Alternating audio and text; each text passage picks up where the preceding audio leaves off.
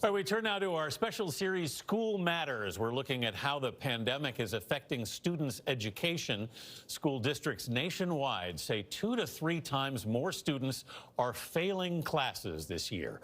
USA Today recently spoke with students about the challenges they face because of remote learning.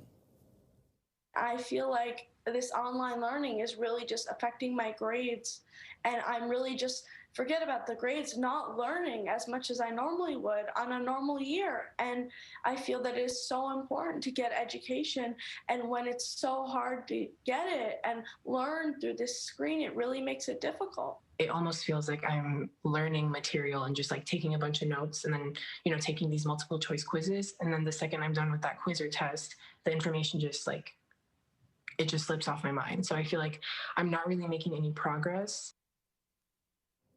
We're joined now by Sal Khan, founder of the Khan Academy. The nonprofit organization offers free educational lessons online. Sal, good morning.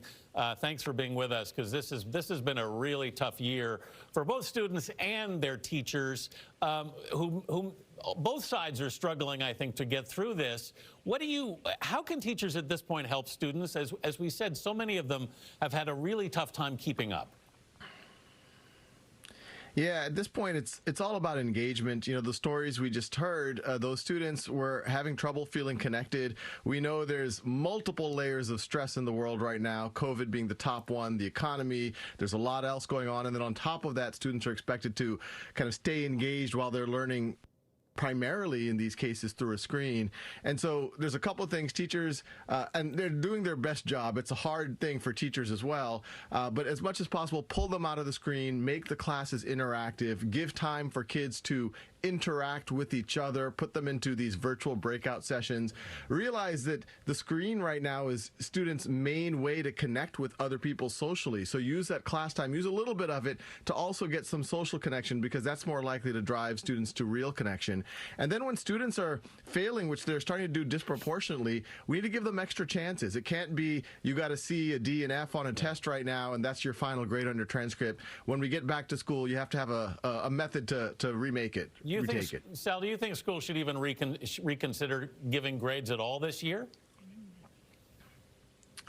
Well, I don't think there's anything wrong with grades per se. It's always valuable to know where you are. What I think schools really need to make sure, and this is something we've always believed at Khan Academy, even before COVID, is if you got a C or a D or an F, that shouldn't be your final grade, because then that gap persists and it becomes harder to learn more advanced things. This was true even before COVID. Now we know the situation is happening to even more students. And when you get that C or D or F, it hits your self-esteem. There's a lot of evidence that it lowers your rate of graduating, especially if it's in a core class, and there's all these other stressors around, so you should always have the chance, especially given the circumstances we're in right now, that when we get back to normal, or even before we get back to normal, you should have multiple shots at goal to be able to improve that to a B or an A. Hey, Saul, Tony DeCopo here. On the subject of getting back to normal, I mean, one of the big obstacles to getting back in the classroom is teachers understandably don't feel safe there. That being the case, should they get vaccines that are now available on the early side rather than down the line? I'm a big proponent of that, because we've seen over the last several months that teaching is such a linchpin, not just for kids to continue learning and being engaged like we just saw, but it's a childcare issue. It's keeping other families from being able to engage, especially families that make lower income and can't afford other forms of childcare. My wife's a physician. She just got a letter from her hospital that they're going to start getting the vaccine in the next month. She works at the county hospital. I think teachers really need to be in that first or second wave as well.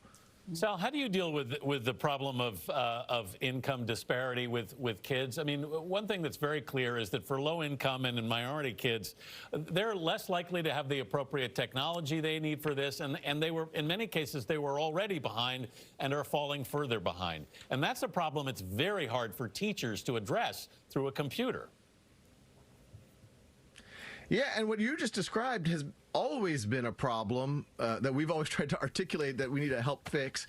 One way to fix it, and there's a lot of layers to this, is more resources to keep students engaged. That's even more important now, above and beyond what we just talked about, how you can run classes more in a more interactive way. We're seeing some school districts successfully calling kids once a day, even for 30 seconds, even for a minute, making sure that they feel engaged. But we also know things like the digital divide are a major, major issue. 20, 30, 40% of some communities aren't even able to access right now, or 5, 10% of kids, even when they can access, are just not, like, school districts can't find them right now.